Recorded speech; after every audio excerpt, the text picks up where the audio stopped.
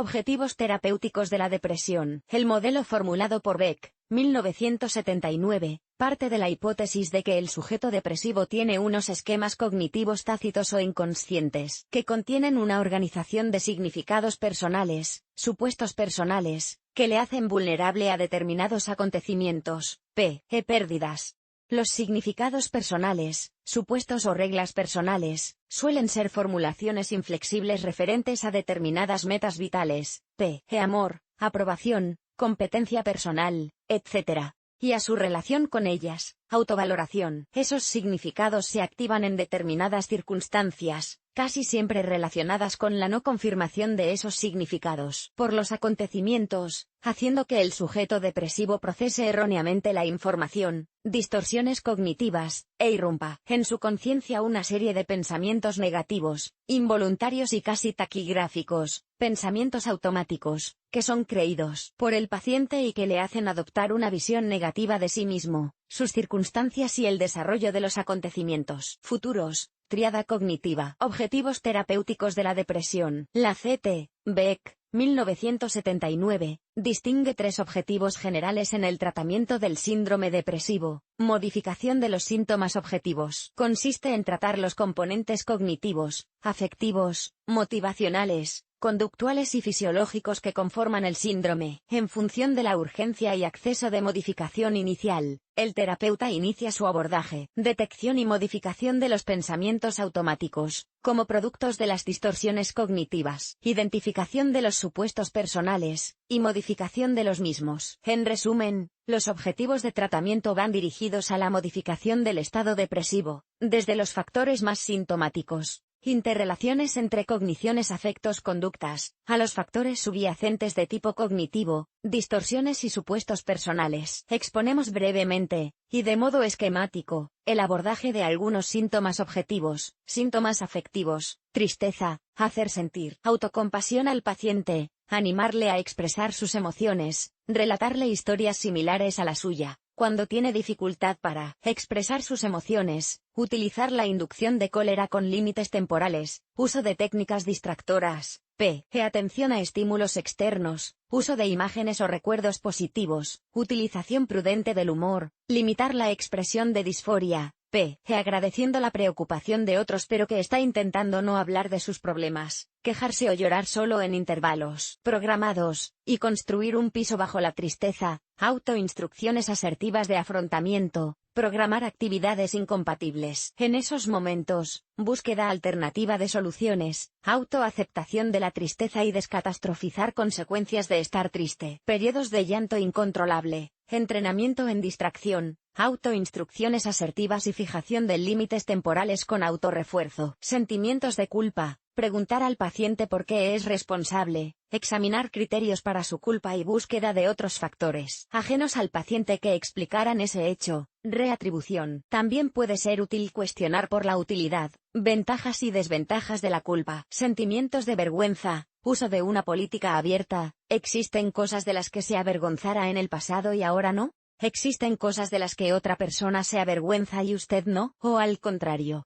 ¿De qué depende? Usar ventajas inconvenientes y reconocimiento asertivo de errores, en vez de ocultarlos. Sentimientos de cólera, relajación muscular, mandíbula, puños y abdomen, inoculación al estrés, uso combinado de autoinstrucciones de autocontrol, relajación y uso de alternativas. Empatizar con el ofensor, decirle, veo que estás en desacuerdo conmigo, me gustaría escuchar tu punto de vista, y role-playing para considerar el punto de vista ajeno. Se representa la escena de ofensa, y se hace adoptar al paciente el papel del ofensor. Sentimientos de ansiedad, jerarquizar situaciones por grados de ansiedad inducida, para facilitar su afrontamiento gradual. Uso de actividad física incompatible, botar una pelota, correr, etc. Punto y coma. Entrenamiento en distracción, descatastrofizar los eventos anticipados y temidos, valorando su probabilidad real y sus consecuencias anticipadas y su manejo. Uso de la relajación y entrenamiento asertivo. En el caso de ansiedad social, síntomas cognitivos, indecisión, valorar ventajas e inconvenientes de las posibles alternativas, abordar el tema de que a veces las elecciones no son erróneas, sino solo distintas, y que no existe la certeza absoluta, Comprobar si el paciente estructura la situación sin que perciba ganancias en sus decisiones, y delectar si hay sentimientos de culpa asociados a las opciones. Percibir los problemas como abrumadores e insuperables, jerarquizar o graduar los problemas y focalizar el afrontamiento de uno en uno y listar los problemas y establecer prioridades. Autocrítica, comprobar la evidencia para la autocrítica, ponerse en el lugar del paciente.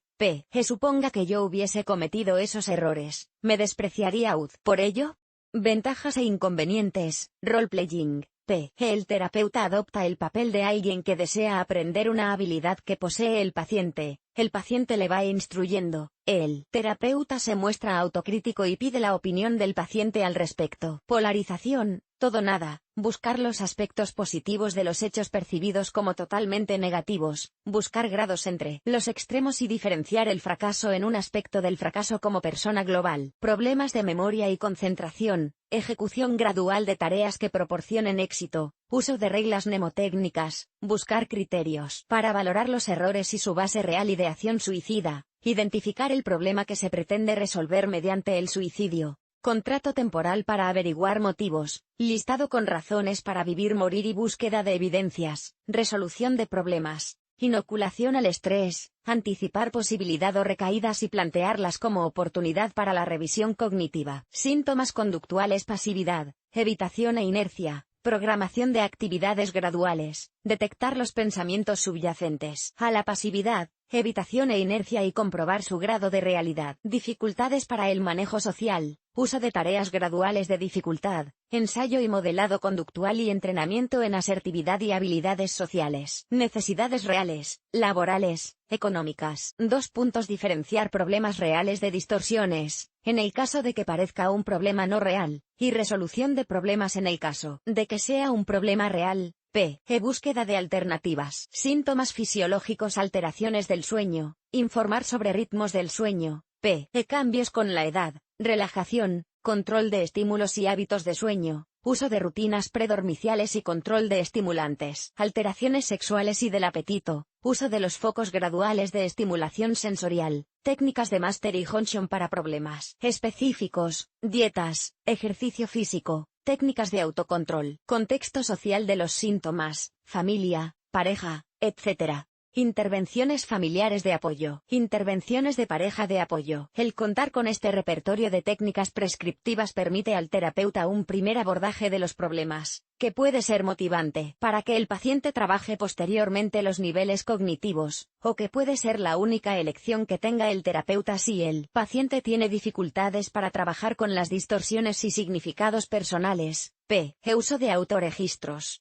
En el apartado de técnicas terapéuticas abordaremos algunas de las técnicas más específicas para abordar el nivel de los pensamientos automáticos y de los significados personales. Terapia cognitiva para la depresión. Los pensamientos automáticos negativos a su vez interactúan con el estado afectivo resultante, depresivo, y las conductas relacionadas.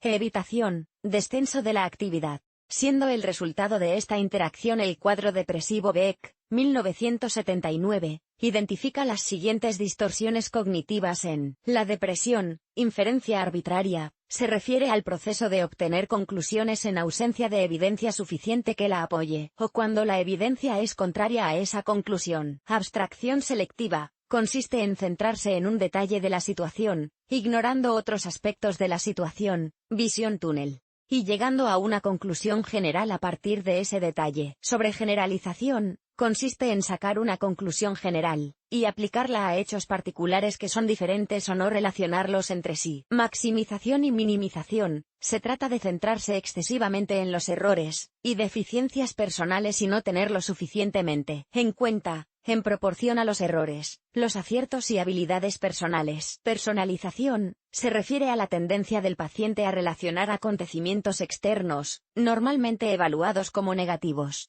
como relacionados o referentes al mismo sin que exista evidencia suficiente para ello. Pensamiento dicotómico o polarización, se refiere a la tendencia a clasificar la experiencia en términos extremos y opuestos sin tener en cuenta la evidencia de categorías intermedias. El paciente suele clasificarse en los extremos negativos, e incapaz frente a capaz. Igualmente, Beck, 1976, ha especificado algunos de los supuestos personales que suelen predisponer o hacer vulnerable a las personas a la depresión. Para ser feliz, debo tener éxito en todo lo que me proponga. Para ser feliz, debo obtener la aceptación y aprobación de todo el mundo en todas las ocasiones. Si cometo un error, significa que soy un inepto. No puedo vivir sin ti.